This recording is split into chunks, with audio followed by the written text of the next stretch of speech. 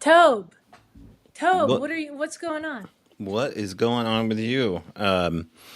Someone told me that you might have taken a little flight somewhere, and you want to tell people a little bit why you're not in Portland like a good girl. Where the hell are you? I'm in Boston, living out my Sam Adams Dunkin' Donuts dream. I just got a hankering for some East Coast flavor Yeah, and some chowder. Um, so that's yeah, about as Brett good and as it I gets. chowder. Brett and I hopped a flight this morning, and we landed a few hours ago. We are live streaming from just outside of Boston, actually, at a Marriott. So bear with me if my Wi-Fi gets weird. Right. I don't know. I don't know what the future holds here, but yeah. So we had some big interviews lined up, and they they did not come together as we had hoped. They did not solidify and align with Okay. what we needed to do, but that's okay. It just means that it opened the door and created a path to whatever's meant to be. I More love the adventures. optimism in your voice here over cancellation. So you're gonna go interview Bostonians about Bostonian Bigfoots? Or what was the situation here? Native Yeah, it was going to be a Americans? total man on the street situation with me like shoving a mic in people's face. Yeah, Um, but you had this is for part three, correct? Part three, yeah, for a Flash of Beauty 3 and just interviews in general. We have some stuff lined up, but it's okay. It's okay because things always seem to work out. That's what we can all say about Brett, you, Mike, myself, about how things have all come together for these documentaries. So we still have some things in the works. Okay. There's some stuff that's going to happen. I'll leave it at that. All right. Well, you're on the East Coast, and Hmm. yesterday there was a big meeting that happened. You didn't get there in time. I don't know how far DC is from Boston, but I imagine there's probably train rides that go from Boston to DC within a relative short amount of time, right? Yeah, yeah. It's a day trip. It's easy. Okay.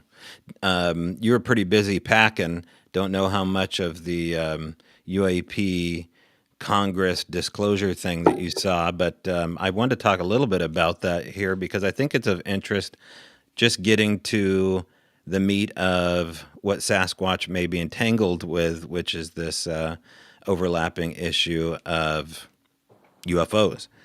And yesterday was part two of a two-part series of disclosure. Of course, last year with Grush, that was the big hitter that came along. I kind of was wondering if Bob Lazar was just going to kind of walk in with his red Converse and throw the doors open like Mr. Smith goes to Washington and just like, I'm ready. Members only jacket on, just dropping bombs. But it wasn't that.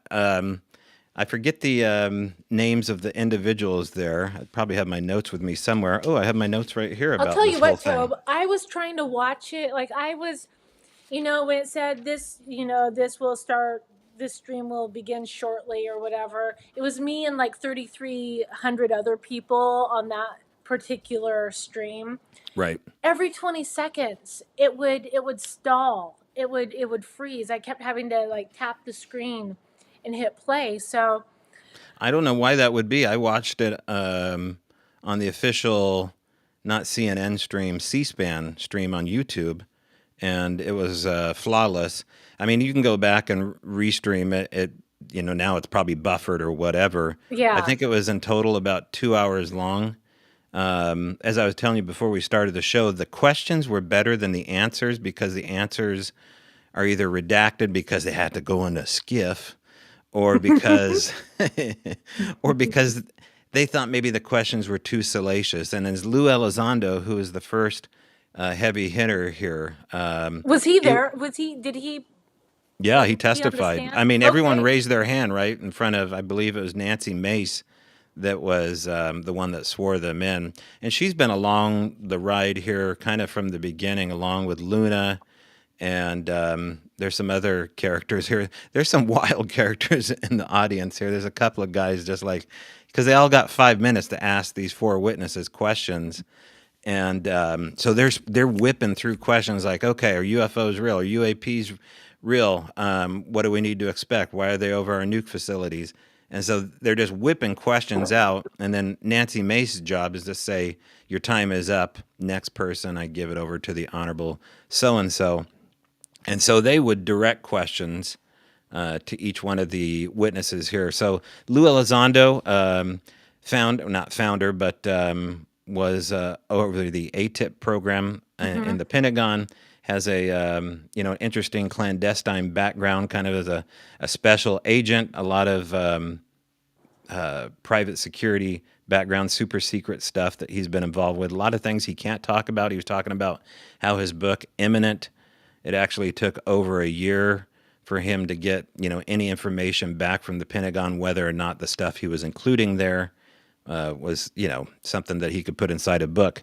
And so he had to be very careful with questions about operations that are still underway, understanding this phenomena. But his opening words, his opening salvo was basically UFOs are real and they're not from, around here. And the craft that we found is not a foreign adversary or is not our own tech. So this is all stuff that he said before. If you're into the UFO stuff, then, you've heard Lou talk about this stuff. But as I was telling you before the show, the questions were more interesting than the answers, because one of the questions posed to Lou Elizondo was, the craft, are they organic living material? I was like, what? So it caught him off guard. Good. And he didn't really know. I don't remember his response. He definitely didn't answer it. I think it was just like, either I can't get into that or we don't know, in such case. How was his poker face? Was he like, he comes across as a Boy Scout, right? Like, to be given this much permission really is, I don't know, just what's the motive? Why do they release it now? Who are you really? Those kind of questions, I'm sure, irritate the hell out of him. But yet we have to answer those questions because the government always lies. And now if they're telling the truth, you just have to wonder, like, well, why are you telling the truth? I just have, I'm extremely skeptical over the U.S. government. And I think we all should be, especially when it's related to what they're actually going to do. And then, you don't want to get in the Dr. Greer camp where everything is just like there are no adversarial aliens. They're all gentle and kind, ET-like with their finger out. Let's all just sit here and meditate until they come aboard and take us away to wherever, the better place is. Wasn't that the approach in Mars Attacks when the aliens showed up and they're like, here, they released the dove and then they just like all hell breaks loose? Wasn't that the same idea? Yeah, I think it was Jack Nicholson that was kind of playing the Lou Elizondo role. He's just like, no, we got to kill these sons of bitches. So he was there. There was also Rear Admiral Tim Gallaudet who was on hand, and he was on board when the Tic Tac thing happened with Fravor, and had some really interesting detailed information. Now, I think the anniversary of the Tic Tac footage was yesterday. I think it was the 20-year anniversary. And one of the rumors going around is that there was an actual waypoint map of the Tic Tac moving over the water. If you remember what Fravor was saying, is that the Tic Tac was hovering over the water and there was something submerged that was kind of disturbing the water. Yeah. Just picture James Cameron, The Abyss is what I'm picturing. And so this little Tic Tac is just bouncing over the water like this, and the F-18's flying over it, trying to, point its gun camera at it. And but one of the rumors is it actually was making a star-shaped pattern, like, a pentagram or like a star.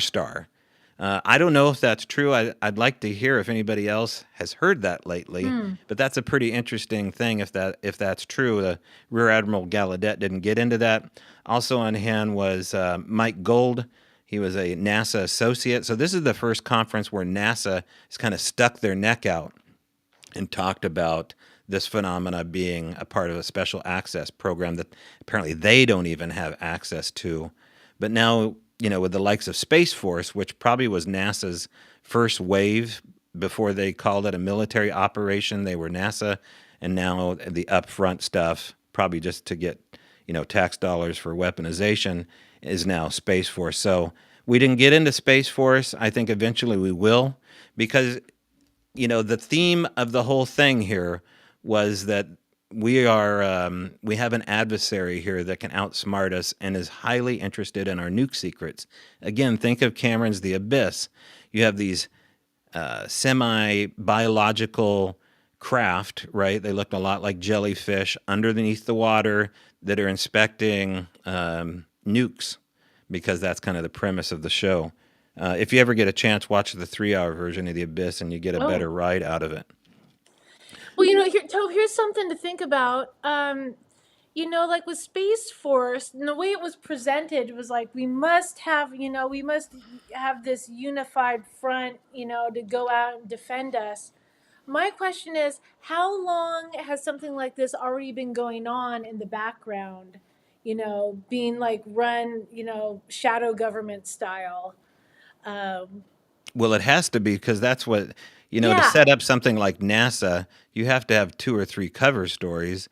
And it's never really been a secret that they're looking for signs of life outside of Earth, but you never really get the exciting stuff out of NASA that's what they're doing. They're just like, Mars, Mars, we need to look at Mars, but don't really look at Mars. Don't look at, the Sedona area. look Don't over look. here. Look right Yeah. here, but not over here. Yeah, which makes me scratch my head with Elon, because it's Mars, Mars, Mars out of Elon, but he's a big skeptic over the data that's being presented here about the UAP stuff, which is, it's fascinating to me that would be the case when you have Michio Kaku. We have all these experts here. You got Christopher Mellon, who's tied in with the Carnegie Mellon Institute. You got Jimmy Carter, Ronald Reagan, who've all seen UFOs. I think Nixon even went out with Jackie Gleason to see a UFO. That's right. Um, Yeah. so Yes. there's just a lot of evidence here, but they did talk about how there was a crash with biologicals, and Lou Elizondo said there are craft. We do have them in custody. I think he said that, he can't talk about where they are with these special access programs or places like Lockheed Martin. That would go in the skiff.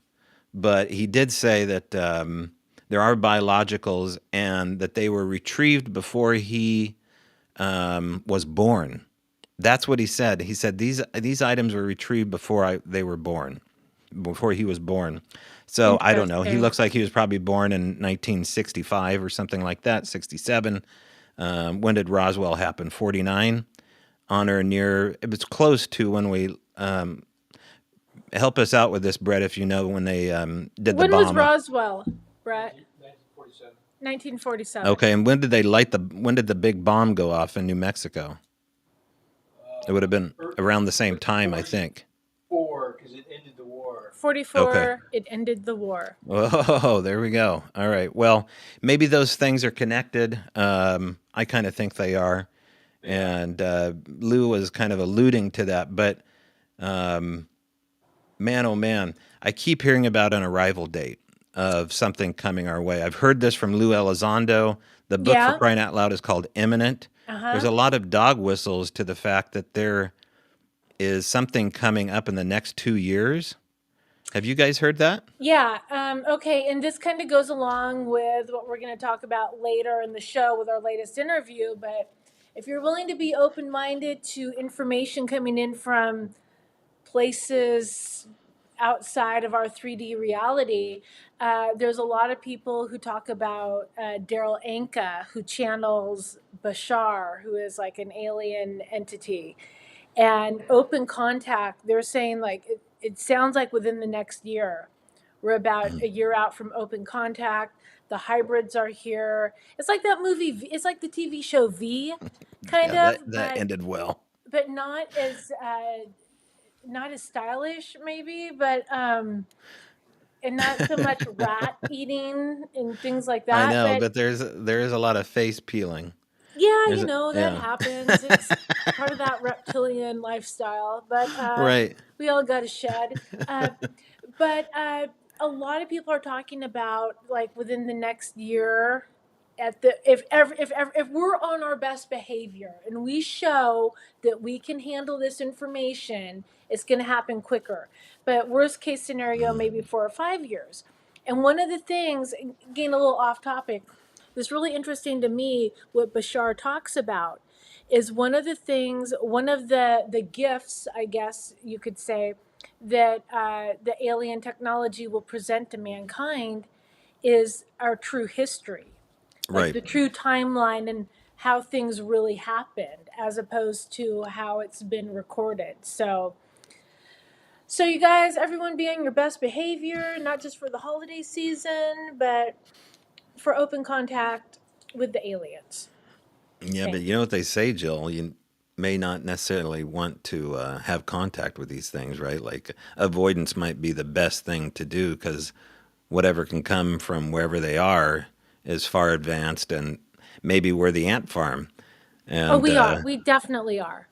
definitely are. We definitely are. And Okay. I will be whistling an upbeat tune when I'm having to work in the salt mines. I may have to bet you a keg of Guinness here with that attitude. We'll talk after the Okay, show. so maybe I stuck my neck out there a little bit. But here's the thing: is like we already know, as far as alien life forms, alien technology. I think it's beyond advanced of what we can even imagine. Right. They're already I think they're already here. And oh, here we go. Oh, here we Hey go. guys, A little bit of word. I'm interjecting because I'm just sitting next to Jill. So we have a new member, Hilton Whittlewood from New Zealand, who has asked what the title of the Strange Brow podcast was that featured I think it was "Don't F with Another Man's Don't Tattoo." touch another man's ink. Yeah, Yeah. don't F with another Yeah. guy's ink or another man's Okay. ink. I just had to Yeah. interject just because Okay. Okay. we're on the topic. So Okay. Okay. Yeah, but Yeah. I'm peacing out. it just kind of goes along with all of that. That whatever is here or whatever is coming, whatever has been here, it's a lot more intelligent than us. And we're like the toddlers.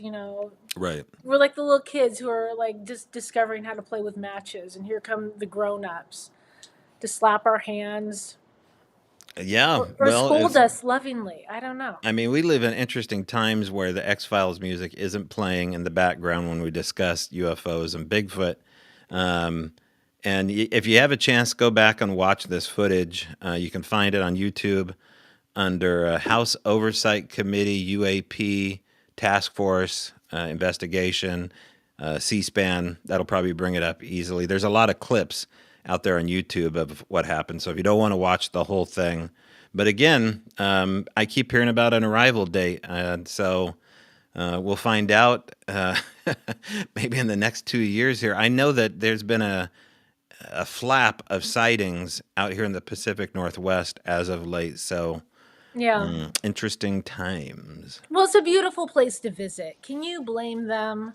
Yeah. And the Well. water connection. I mean, how many, not just over the ocean, but also the reports that come in off the Great Lakes. Now, Hmm. does that tie into all the flying humanoid reports that come in also? I don't know. Just saying. Yeah, the flying humanoid things is pretty bizarre. If people haven't looked into that, it's just like if what's going on in Peru is related to these flying humanoids, you may not want to meet these guys either. In South America, not Peru, it's somewhere in South America that's going on. That's a more of a messy story. But well, let's talk a little bit about what's going on with this latest drop with Tara Harris that happened today, and the responses are pretty big, right? Like It's people are blown away. yeah, let me tell you right now how many views. I mean, this is insane. I don't know why I'm always so surprised when like she's close to we've had close to 60,000 views on her video. Already Yeah, in the first right? day. Yeah. Does she know that? No, I but I told don't her know if anybody's crunched those kind of numbers in a day. she It's been a while. it's been a minute, but Yeah. I've been talking to Tara throughout the day. Oh, I was good. like, people are really enjoying this. And I had to explain to her, I'm like, hey, look, go through any of our videos in the comments. There are always going to be some skeptics Don't and read some the comments, people. Tara. If you're watching this, never read the There's some people comments. who can be just very sarcastic and whatnot, and Mm-hmm. that's fine. I mean, if people are being abusive, we Mm-hmm. delete those comments, obviously, because we really like our community. We encourage free speech, and we love the fact that the people on our channel and our audience, it's not just throwing up a random post like, oh, this sucks, or what, this is crazy. Right. It starts a dialogue. People will start talking about it, and some of the stuff that comes out is amazing. So we'll let some of the kind of borderline comments hang out, just because I think it gets conversations going.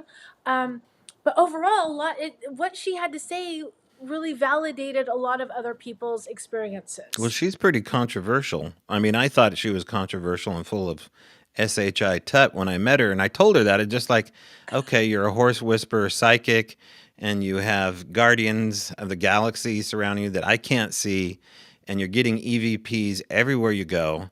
And she just had the best, Cottage Grove attitude about it, just like, well, I don't care what you think. I'm still doing what I'm doing. Yeah. And at that time, she had a couple of friends with her, and they had this little group. And they basically would, she starts off in this interview telling her story about how her and her group basically take souls or take spirits and release them in certain areas that basically don't know where to go. They're Hmm. lost souls in purgatory or something to that effect. But she also closes portals, and that's one of the things I don't know if she really focused in on that. But I thought that was interesting, is that she sees openings around environmental areas that you can't see. And it's not exactly in the imagination. We did a live show yesterday, and I was talking to a psych, and I was just like, when you say you see something here, you're not seeing it in your mind's eye. It sounds like you're seeing it somewhere else, like in your intuition. And that's a really weird place for the skeptic to hang out, because we can't understand it. What do Yeah. you mean, like you see things in your intuition? Like, I know my gut, but you're getting like pictures, Hmm. and you can't really describe what they are. And so that's what she's doing. She's not like seeing a portal open or the spirit. She's getting a real You get intuition about it. yeah, like impressions and whatnot. Well, But you could sometimes, speak to this better than I can. Am I close? yeah, I mean, there's the impressions, and and like I said when I posted Tara's interview, of all the interviews we've done, hers impacted me the most, because that was kind of like the hit me upside the head with a frying pan. Like, hello, are you aware of what's going on around you? Um, Tara picked up right away. She's like, so do you see things or do you hear things? I'm like, what do you mean? And I'm like, everyone does that, right? Right? She's like, no, they don't. And so she was kind of like my support Mm-hmm. bridge into, like, I guess, the coming out of into the abilities, being able, Surprise. yeah.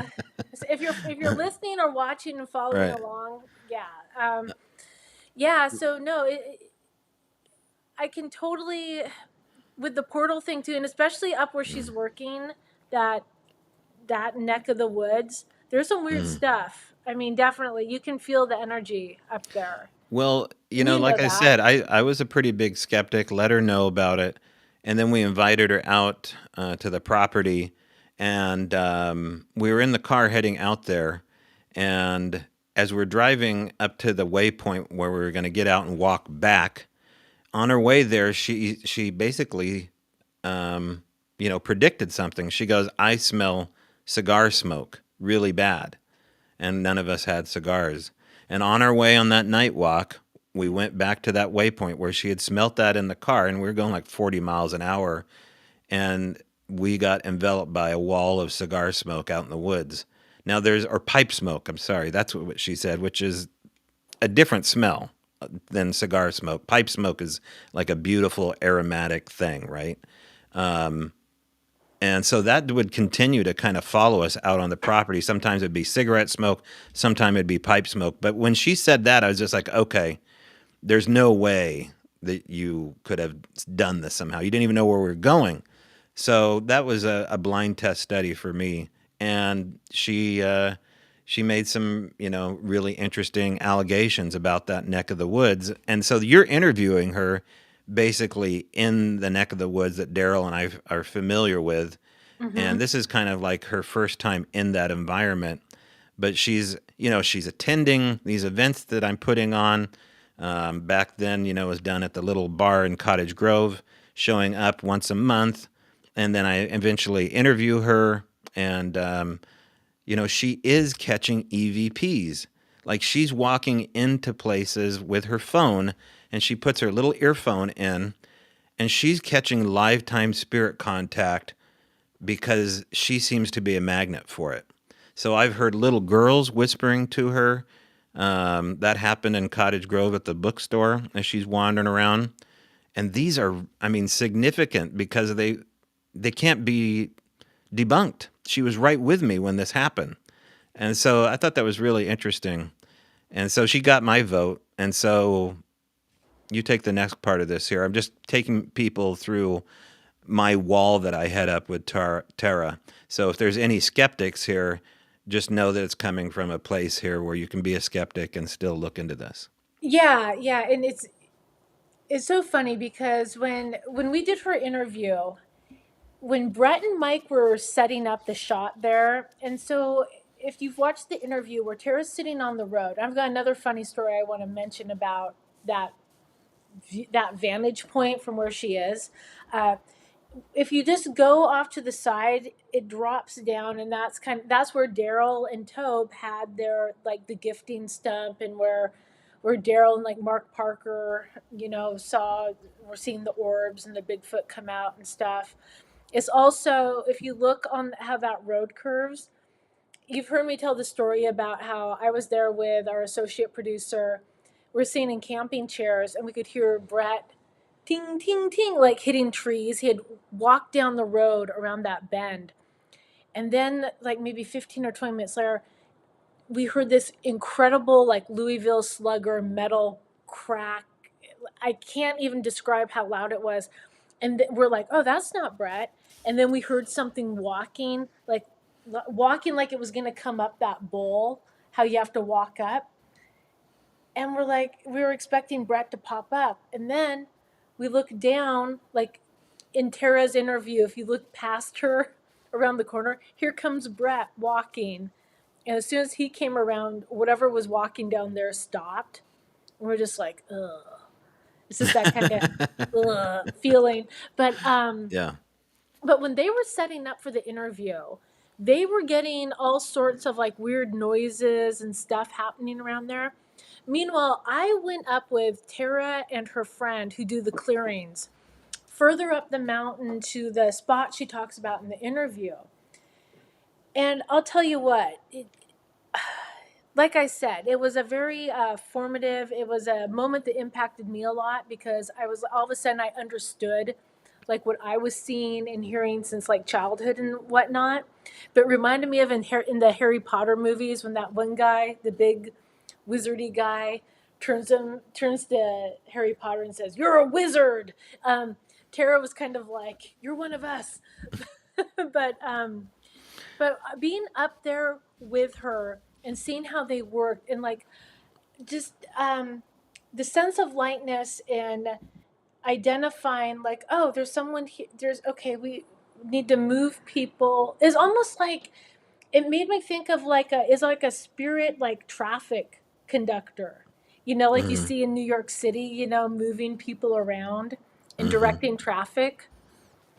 That's kind Yeah. of how it felt. But Well, so Tara, she's really familiar with that area because this is where she releases the spirits and mhm. she closes portals. So she ends up going, to these Bigfoot events I'm putting on, and basically she's calling me kind of like a crackpot now, talking about Bigfoot. So the shoes on Yes. the other foot, and I'm like, no, they're real. Like people have stories. She goes, yeah, well, my grandfather was worked in these forests all his life, and maybe I've heard some tall tales, but that's all they are.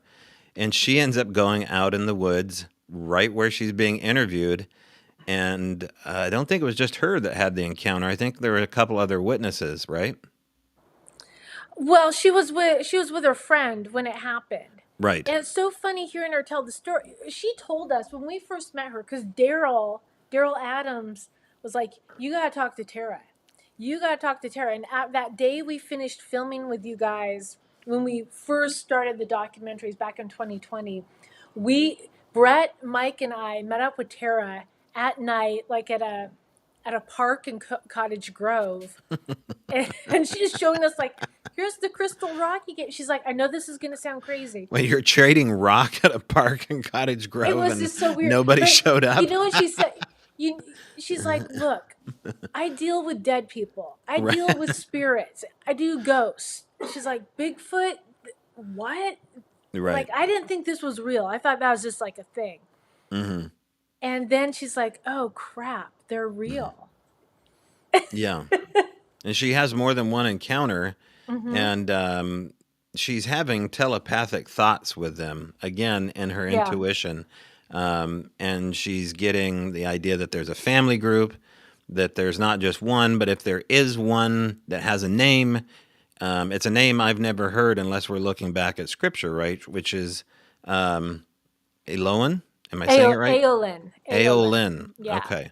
Right. And it sounds a little bit like the Elohim, which would be the Oh, Hebrew version of Aeolin. a god. Yeah. Yeah. So I thought that was interesting that she got that off of that there, just based upon, looking at something like that. But she doesn't draw those kind of connections.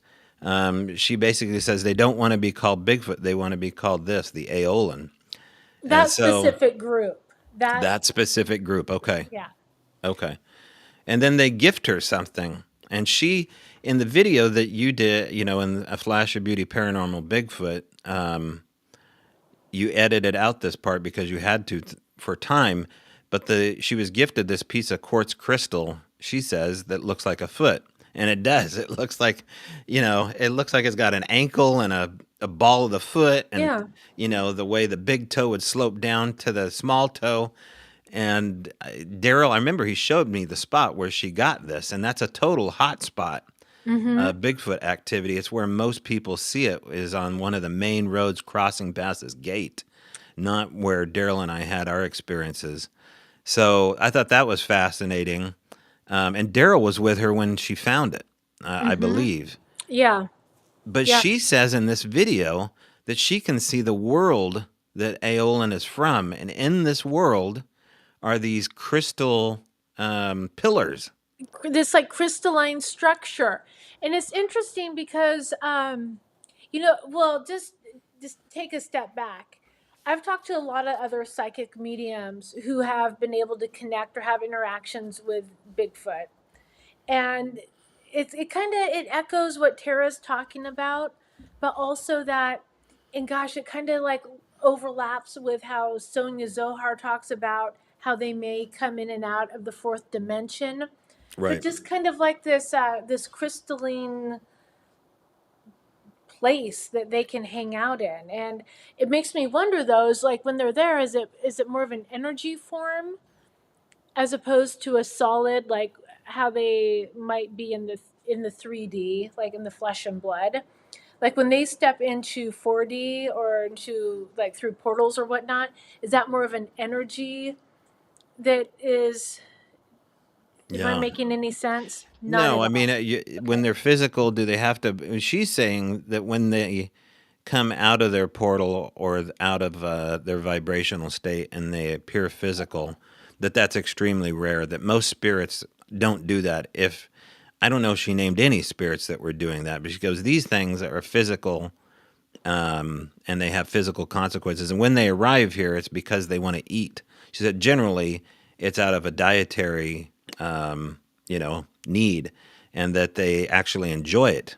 They like this place better than where they live. So this is kind of like, the Sands Hotel where they just kind of hang out by the pool and they do their thing. And Cottage Grove is one of those hot spots where they like to come to, at least this group. And she goes on to describe the group. It is a female, an alpha, a little one, and a medium size, I believe. Yes, and in addition to that, like when we were down there doing the interview, when I was up with them doing the clearing, they identified there was another male that was not like just kind of rogue, just kind of do it like a bachelor, not Hmm. aggressive, but just not part of Aolin's family unit, but just kind of in the area. Right. Yeah. And I don't want to give too much away in this interview, but in the beginning of the interview, in the film itself, Flash Beauty Paranormal Bigfoot, there's a part where you guys break the third wall and you stop the camera because Tara kind of throws her hands up, and she has a moment where she hears something. You guys hear something, but in the video released today, the first thing I did was hear some crazy sounds here, which, Brett, you probably heard them before and maybe disqualified them as being interesting. I don't know. But can we go ahead and play this first sound here? This is within the 1 minute 26 mark, I believe, something like that. And she's explaining who her grandfather was and why her grandfather, who's passed on, is important in this journey. She also says that he was sitting there or with her during that interview. And so let's just play this here. And I'm going to hear, just to give you context of what's about to be played here, I want you to listen to something going on, kind of like a low, grumbly sound, and tell me what you hear. It takes a minute here.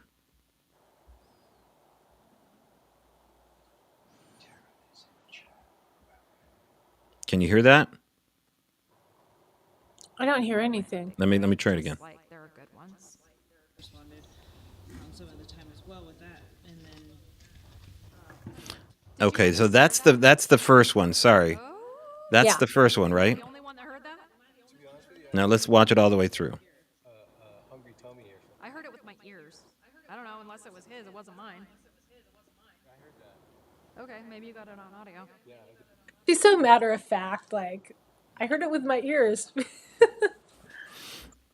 No, I think that might be it there. Let me play this other one here. Violent Bigfoot, just like there are good ones.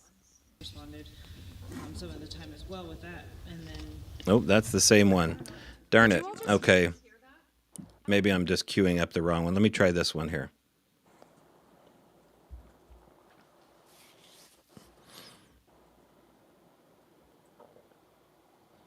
No, I think this might be the same duplicate here. This is my bad. Well, Violent Bigfoot, just like there are good ones. Responded some of the time as well with that. okay. Yeah, I screwed up here, so let me get out of that here. My fault. Okay, so you'll have to go back and watch it, folks. So if you go to the 126 mark, you're going to hear something that sounds like a low, gravelly, crunchy sound. That sound there is the one that you guys put in the documentary, which almost sounds like something kind of winding up. Like there's a guttural sound and a. Yeah. Is that what you guys hear? Yeah. Okay. It was Yeah. like a little, like, kind of like a grunt type growl, and then it went high pitched. But I remember exactly when that happened because I'm I'm asking the questions, and I think Mike was off to the right. His camera setup was to the right. Brett was like straight on. His camera was straight on, and like everyone kind of like alerted up to the hill. Yeah. Yeah, it was closer than not.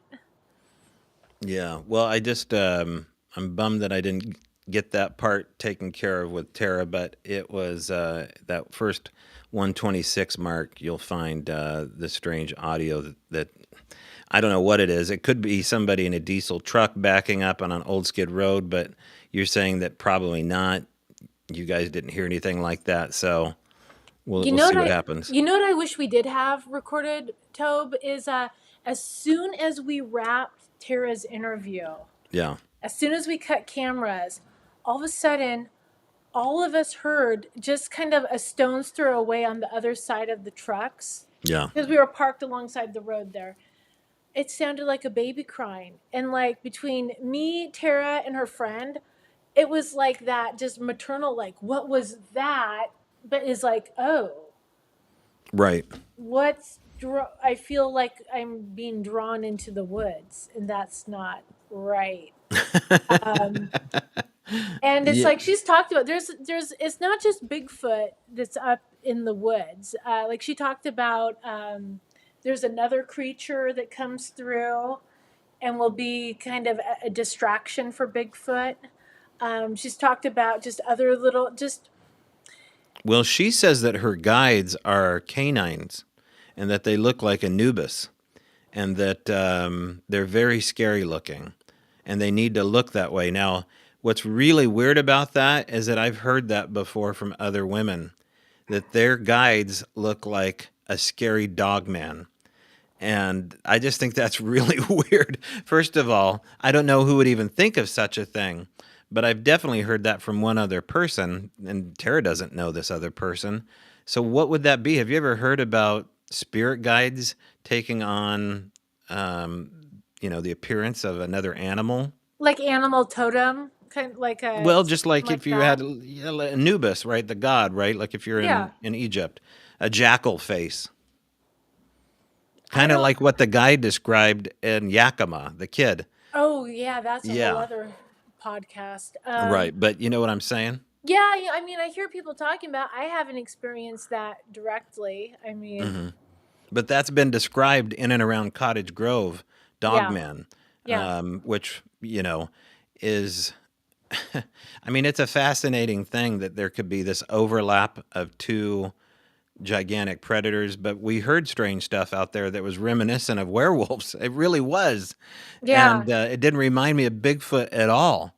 Oh, but So, Daryl's recorded that too. That freaking howl that is yeah, just just jarring, yeah, like a horror yeah. movie set. So these are things that Tara was describing.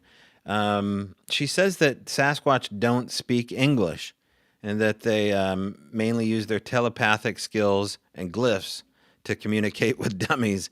She goes, if you're telepathic and you have basically a torch over your head, like a white light, then they will approach you.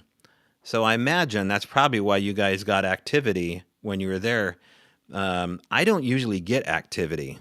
It just doesn't follow me. I have to be around people like you or even Brett. I think Brett's probably a magnet as well, and certainly Tara is.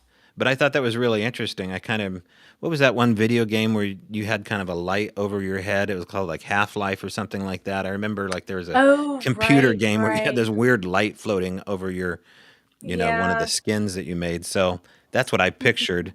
But it kind of makes sense. I mean, the way she lays it out makes a lot of sense as far as who they approach and why they do it that way. But she says they absolutely don't trust us, that we're screwing up the planet, and that's the main thing. Aolin, or the alpha that she's working with, says that he likes the old days better than the days that are here, and he wishes he could go back Don't we to that all? time. But that's weird that they can't go back because they seem to be able to do so much. So apparently they can't go back in time. Well, I mean, I'm sure their what time is to them might be different, but I mean, there's definitely a past Okay. of memories and a recall of things that have happened. But I think it's important to say these are these are Tara's interactions with this specific group. Now, some people might be having interactions with groups that are in different locations that are similar or have a varied message. I Right. mean, there's a lot we don't know, so we can't speak in absolutes. No, she made some other claims here too that made a lot of sense. She said when these portals open up, there is a pop sound. She said that there is also a flash of light that happens. All these things are very familiar, especially the popping sounds. And that's what I think a lot of these wood knock sounds are, is that something is popping into existence. Now, when they happen in threes, I tend to think that's more of a misdirection thing. But when you get like a metal poppy sound or a wood poppy sound or like a car door slam sound or a rolling sound, then we probably have some action here. And I don't know if I was talking like this back then to her. I might have been, and maybe there is a little bit of bleed off from what I was saying, and that's why she's saying it. But I tend to think that she's probably just speaking from her intuition and, not being contaminated by my mouth. She says they also age differently, and Yeah. that as they age, time or something happens differently when they're in their world. It kind of reminded me of that old footage that they used to show, like in Time Life commercials, where the astronaut would go into space and time was happening different to him. As the people on Earth aged, he still stayed, in his 20s. And so I don't know if that's the case, how that would work. They're in some kind of homeostasis period. Is that the right word for when you're Well, in we've a heard other people talk chamber? about that too. I Yeah. mean, I know Chuck Jacobs has touched on it about the aging. I know uh, Robin McCrae, she's talked about it. A few other people too about it. It's a different lifespan, different time. Time works differently. And the last things I wanted to say that she mentions here is that I see humans' energy. We got into that a little bit. And it usually takes them 6 months to a year to get to know you. And I think that's probably checks out about right. She shouldn't know that fact, but I would say 6 months to 2 years for them to, especially if you're leaving out food, Mm-hmm. for them to kind of trust you. Now, does it happen, immediately? Yeah, but I think if it happens immediately, you're marked and you're already an experiencer and they've already kind of checked you out. Because that's happened to us, like in new areas, right? That we shouldn't get immediate action. So generally, 6 months to a year for them to kind of get an idea whether or not you can communicate with them and they want to communicate back. She also said that there's only one other person in that area that they trust, which I thought was really interesting. And I don't know who that would be. His name Yeah, I his name wonder may who that could have yeah, been. his name may rhyme with Gurmy. We'll find out later. Or Jeremy. That's a whole other That's show. a whole other show. Yeah. Oh, but I would say overall, this this interview was a real treat. The response has been fantastic, and there's been a lot of requests for us to do some more filming with Tara. So maybe we can coordinate with her and get back into the woods with her. Yeah, I think that'd be a great idea. Absolutely. Yeah. So, again, if you haven't seen that interview, go check it out and share it. Like if you guys are responding to these videos, it helps out not only the channel, but it helps out someone like Tara who's sticking her neck out there to get noted for sticking her neck out there and basically calling it right. She's got, like in my book, like a 80% success rate, which is pretty high for most of these psychics or seers. Wouldn't you say, Jill, 80%, 85% is pretty high? I think so. I mean, here's the thing is I think spirit is it isn't how do I even say this without oh, forget. I'll just say it. It's the translation. It's the human translation of the message they're getting. Whatever the other side, whatever spirit, whatever Bigfoot or what have you, whatever entity, they know exactly what they're saying to you, but sometimes the message can get bungled. And the impressions and the interpretation when ego gets involved and you try to like make sense of it and stuff and try to make it bigger and better than what it is. But Right. I think for the most part, like what I describe to people, like with psychic and mediumship readings and whatnot, it is a very complex game of charades. That's how it is for me. I'm Right. like, what are we doing? What's going on? Um, and I'm like having to work through it. It's a very Have you ever tried using a pen and paper like that Tyler does, where like automatic writing. when you're doing a reading to see if it releases more information? There's something about splitting the brain to Yeah. get more of your intuition powers? Yeah, automatic writing. Especially, yeah, I'll be doodling and stuff and things will come in when I'm talking Hmm. to people. It's almost kind of like a stream of consciousness, and it just Right. kind of Yeah, if you aligns don't know what everything. I'm talking about, there's that young kid that looks like Macaulay Culkin. What's his name? Tyler Henry? I think so. Yeah. Yeah.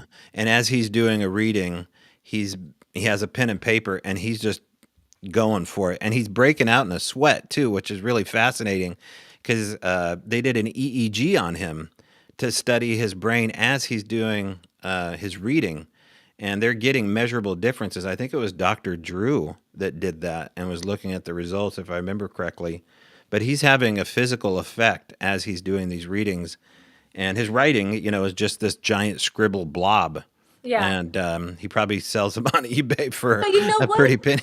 That's kind of like you've taken the same remote viewing class I have, where as you go into it, you kind of scribble to get Yes. your Yeah. mind going, and you kind of Yeah. focus and stuff. It's kind of like that, but also like the note jotting down all the notes and things that come in.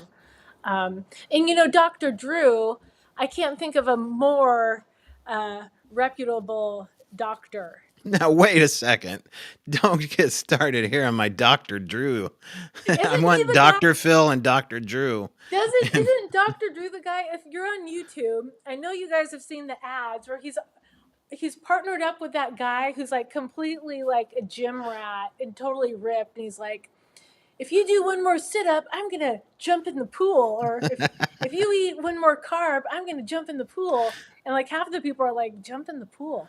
But Just then it's go like watch this. Love Line so Jill doesn't do this anymore. You have to see Dr. Drew in his heyday with Adam Carolla. And I he can remember. put an EEG on me anytime, Jill.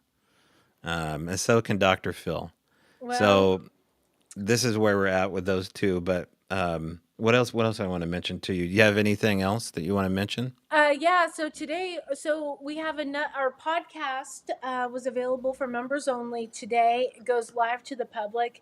It is a good one, and if you like Barb's podcast interview from last week, and if you enjoyed Tara's interview from today, get ready because Ashley's interview is just amazing, and we need to get the word out on this one when it goes live tomorrow. People need to hear what Ashley has to say. Yeah, Absolutely. she has a lot to say. Ashley Stinnett is her name. Crypto Cryptid Chick. You can find her on YouTube. She's also going to be in my company next week, the 22nd and the 23rd. We're going to be bunkmates out at Sandy and Kevin's house in Ocean Shores for what's known as the Sasquatch Summit. Brett and Jill, you're going to be doing a super important interview, but we'll be in tow there with some speakers, including Barb Shoop will be on hand, along with Polites and I think Meldrum and I think Scott Taylor, and there may be one or two. Oh, the Small Town Monster Gang will be out there as well. But I'll be out there with my audio. Come by my table with my wood watchers. Ashley, I think, has some really beautiful artwork that she's done, and there'll be some other things going on. Of course, Bigfoot cornhole. I don't go anywhere without my cornhole set ready to roll. So check us out the 22nd and 23rd in Ocean Shores, Washington. And then maybe out in Longview too. We don't know for sure, but there's something coming up in January. The Squatch Fest out there in Longview, Oregon, the middle part of Yeah, January, I believe. we gotta sign up for that. I think that Yeah. I dropped the ball. I need to do that. Okay. Okay. We'll talk about that soon. And boy, that's pretty much it. Next month, I've got my next Olympic Strange Days out at the Anchor Tavern in Port Townsend, Washington. We'll be doing things a little bit different that time. We're going to do pre-recorded live shows with a live studio audience, aka the half tipsy people at the bar watching me interview somebody about hot spots, right? Power spots is going to be the subject matter. So I have someone in mind from Blind Frog Ranch. We'll see if he has some availability to talk about paranormal hot spots. but that's your chance to check that out. And then the Geyser Grand Hotel in March. Yes, March 14th, 15th, and 16th. That weekend is your lead up to St. Patrick's Day. Can people get tickets I, now? Brett, are the tickets available for the Bigfoot weekend in Baker City? I don't know if they're available yet. Are they Okay, on pause? well, They will be. Just We'll keep you posted. put a soft hold on those dates, and we'll get you like the link for the tickets and stuff. So okay, it'll be good. nice.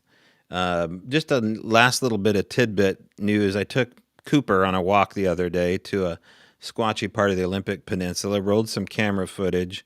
We were in search of a cabin in the middle of the woods. Couldn't find the cabin, but we found a couple of hikers on our way back, and they lived down the road from me, maybe about 25 minutes away, and they were saying that they're having recent activity of black cats, and they described large panther-like black cats being seen out here. Now, that's pretty odd, and I mentioned, of course, James and the Klickitat ape cat. They thought that was way stranger than what they were talking about, but, you know, you just can't keep a good man down. The strange stories just keep on coming, and we'll see if we can find ourselves a little kitty to pet here tonight. Sounds good. I can't think of anything else. Brett and I will be out here in the New England area. Yeah. Okay, good. All right, well, I'm going to clock us out here. Jill, hold on after the show. I just want to talk to you about some post-production stuff, but that's it for me. Yeah, We'll see and you. Go I ahead. have to address this because I try not to look at the comments, but someone in here was talking about a neighbor that talks to dragons. I want to hear more about that. Message us through Facebook because I need to jump in on that conversation and learn more. So just go to our Facebook page, and I'll jump in on Is that. the guy's name Elliot? Isn't that Pete's Dragon's friend, Elliot? I don't Is know. it? I think it might be. Brett, Brett, I think I'm right about what that. was the name of the Pete's Dragon kid? Wasn't it Elliot? Elliot. Elliot? It was, yeah. Oh, just like in E.T. Yeah, I think it was. Yeah. Original. Okay, that's all All I right. got. That's it for me. Peace out.